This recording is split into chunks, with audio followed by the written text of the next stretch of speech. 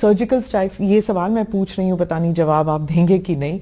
जो surgical strikes जिस दिन हुआ तो कहा जाता है कि आपको लाइव इंफॉर्मेशन दिया जा रहा था, आपको स्टेप बाय स्टेप पता था कि क्या हो रहा है।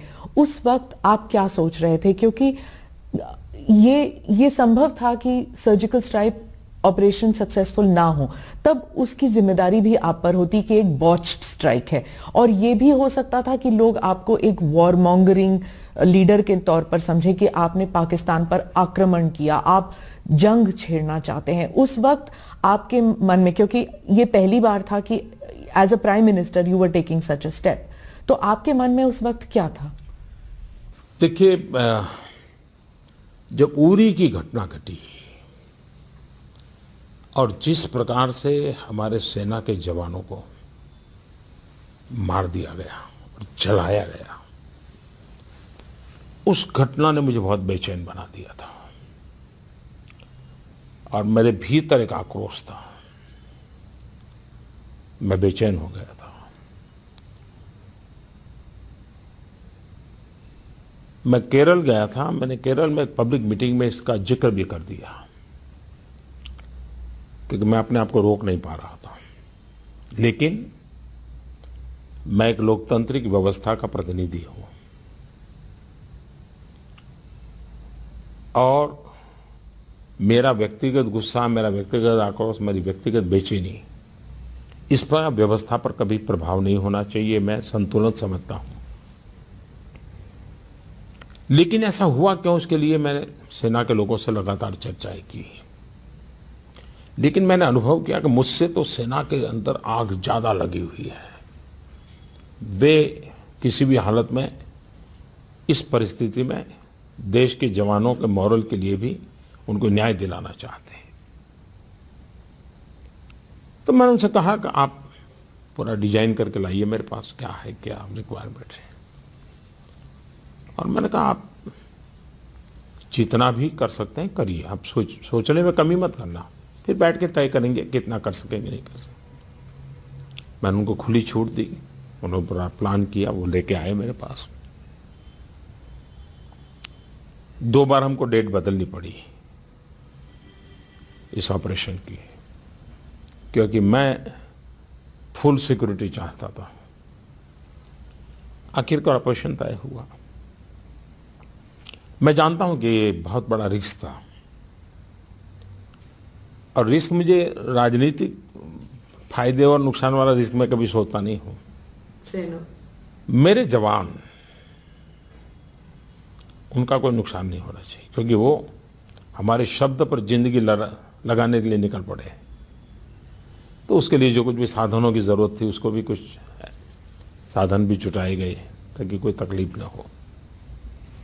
दूसरा ये तय किया कि उनकी ट्रेनिंग होनी चाहिए, तो ट्रेनिंग बड़े स्पेशल तरीके से की गई और वो भी सीक्रेसी मेंटेन करने, तो स्पेशल ट्रेनिंग की गई। उसमें भूभाग, वहाँ की अड़चनें, उसको भी देखा गया। क्या क्या रुकावटें आ सकती, इमेजिनेशन करना, उसकी भी चिंता की गई।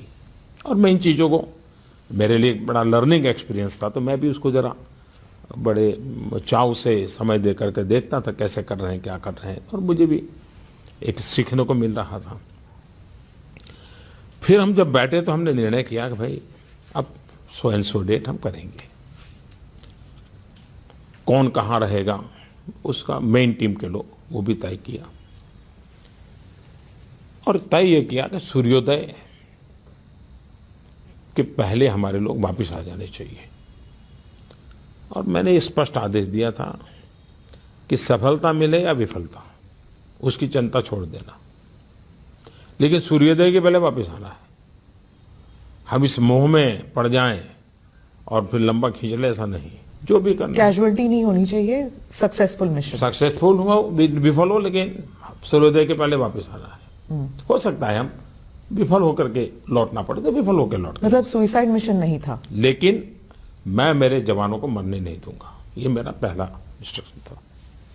उनको वेल इक्विप किया गया था, वेल ट्रेन किया गया था, और उनको खुद को निर्णय करने का मौका दिया था कि बताओ भाई इतना बड़ा रिस्की काम है। तो छांट करके लोग निकाले थे। तो इस प्रक्रिया में थोड़ा समय भी गया था, देश में भी आक्रोश था। मैं लाइव कांटेक्ट में था चीजें तो, लेकिन सुबह जानकारी आना बंद हो गया। सूर्योदय होते तक मैं फिर बेचैन होने लगा। मेरे मन में होता था कि क्या हुआ भाई, घंटे भर से कुछ खबर नहीं आ रही है।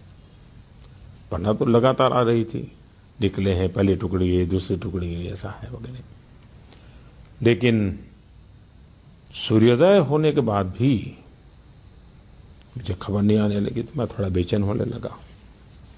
अब मैं भी नहीं चाहता कि मैं अपनी तरफ से उधर कम्युनिकेट करूं, कहीं और तकलीफ हो जाए। तो